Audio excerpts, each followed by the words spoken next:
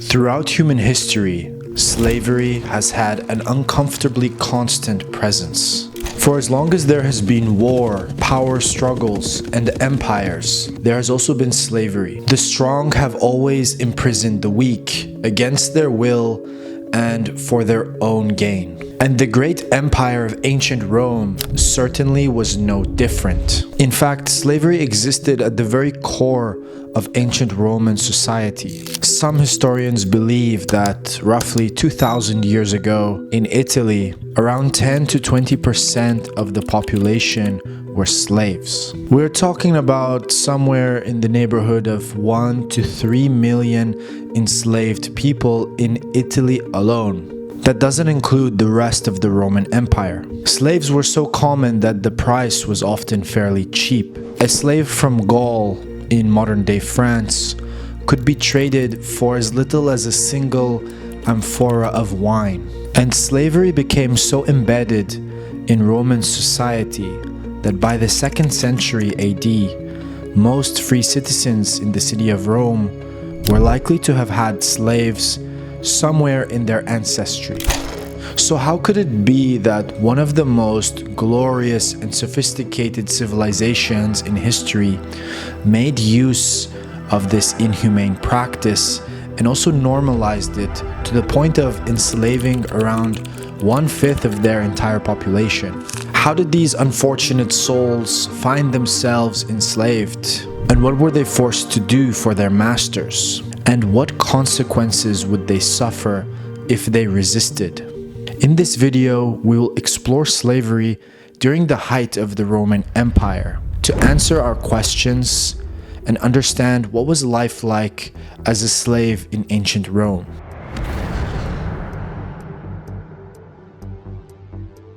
Unlike many forms of slavery, ancient Roman slavery wasn't based on any race or skin color. So a large number of these slaves would have been Greeks, Gauls, Carthaginians, and even Italians. So what determined the fate of a slave versus a free person?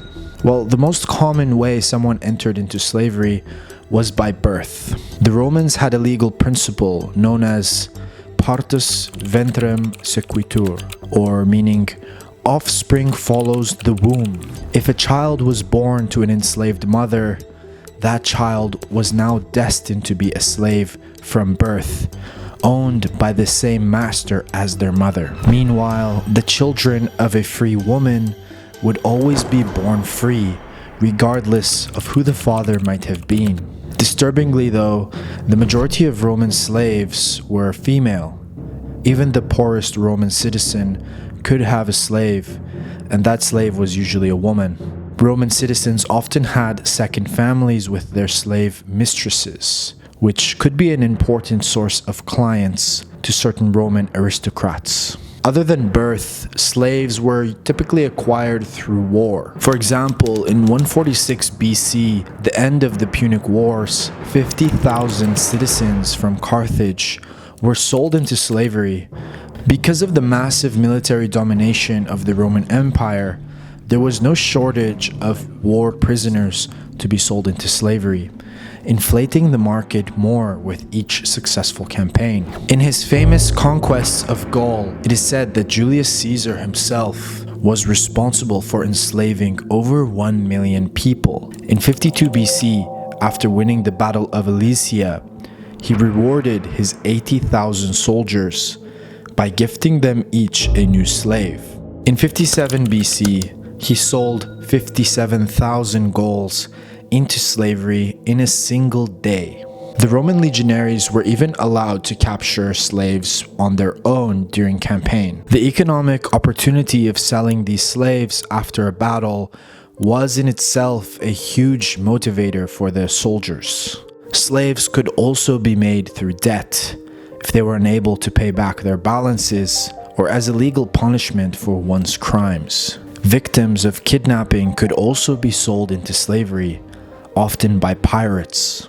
Slave markets proliferated. Perhaps one of the most notorious was the slave market on the Greek island of Delos, which was continuously supplied by the Cilician pirates. Slave markets existed in most large towns throughout the Roman Empire, and the slaves would be paraded with signs around their necks advertising their virtues for prospective buyers. In dire circumstances, impoverished parents would even resort to selling their own children into slavery, and in some cases, people would sell themselves.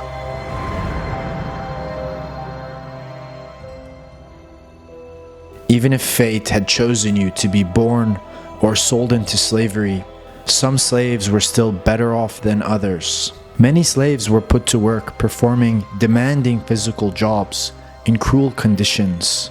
The most famous case was men who were sold into mining, forced to toil away at the mines for hours on end. These slaves had extremely low life expectancies due to the physical toll their service took on their bodies, not to mention the brutality of their owners, who worked them to the ground. Other physical jobs included quarrymen, janitors, and construction workers, many of whom were owned by the city of Rome itself. And then there were, of course, the farm workers.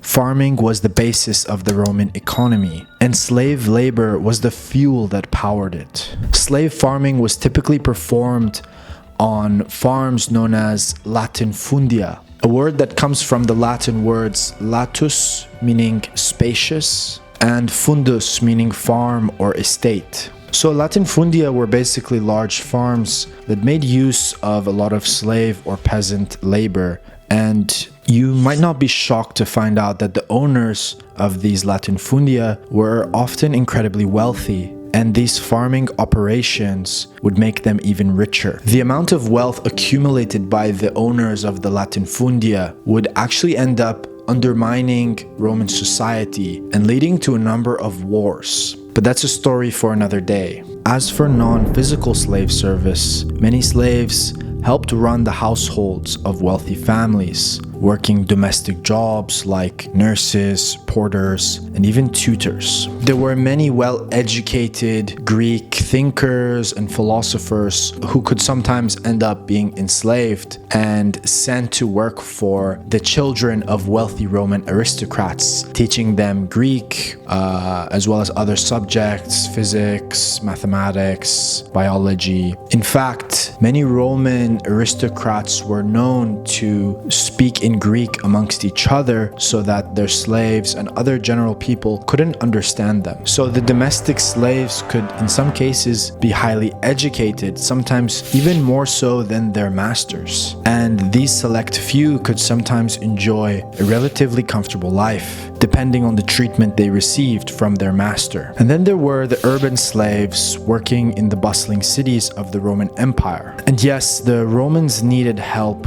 working their mines, tilling their fields, even raising their children, but they also needed entertainment, and where there was a job that needed doing, there were always slaves available to do them. Slaves forced into entertainment were often one of two things: prostitutes, or of course the famous gladiators. Some slaves even volunteered to be gladiators, swearing the gladiator's oath to their master, which went like this, quote, "I will endure to be burned, to be chained, to be beaten, and to be killed by the sword."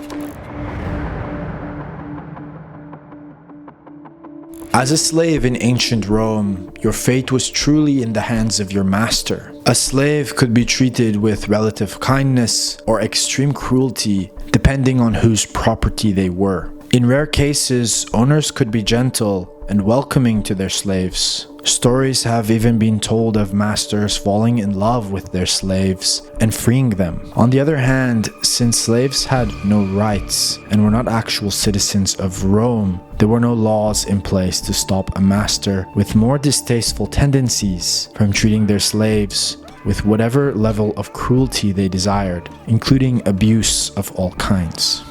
One famously brutal slave owner was the notorious Emperor Caligula. During a lavish banquet in Rome, he caught a slave stealing a bit of silver and immediately ordered that his hands be cut off in punishment. He then forced the slave to be paraded around the banquet with his now dismembered hands tied around his neck, along with a sign explaining his crime to the guests who watched him pass by. Clearly, Roman law didn't protect slaves in any way, but it did dictate how they were punished. In 61 AD, one particularly controversial law was brought to light when the senatorial mayor of Rome was murdered by one of his own slaves. According to Roman law, if a slave owner was murdered by one of his slaves in his own home, all the other slaves in the household must be executed by crucifixion. The thought was that if a slave can successfully murder their master without any other servants in the household stopping the traitor, then none of the other slaves could be trusted. The only problem was that this particularly wealthy man happened to own 400 other slaves. Despite plenty of protest against this outdated law, the Senate chose to uphold it, crucifying all 400 slaves, including women and children. The Emperor Nero even sent soldiers to form a blockade against rioting crowds protesting the executions. As you can see, slaves were considered to be nothing more than property under Roman law. They were not allowed to enter into contracts, own property of any kind, or participate in legally recognized marriages. Parents were often separated from their children without a second thought, and male slaves were sometimes even charged for sexual visits with female slaves. They were all seen as nothing more than items to be bought and sold, and it seemed that the Romans truly treated them as such. However, Roman slaves could buy their freedom or be granted freedom by their master. Slaves who had special skills or education could raise money to purchase their own freedom, and male slaves with citizen owners immediately became Roman citizens upon earning their freedom. But as for slaves who resisted their bondage or tried to escape, their fate wasn't so pleasant. While some slaves would take the route of just avoiding work, others attempted full-blown escape by fleeing the home of their masters. Masters would sometimes force more rebellious slaves to wear slave tags on spiked collars, which would say something like, "Hold me, lest I flee," and tell the reader exactly who the slave belongs to and where to return them, much like a tag you would have on a dog or cat today. A runaway slave was known in Latin as a fugitus, and those whose job it was to hunt down and catch those slaves were known as the fugitari. These were basically professional slave hunters, and they were allowed by law to search anywhere they needed to find the fugitive slave and return them to their master, who still legally owned the slave no matter how far they ran away or how long they were gone for.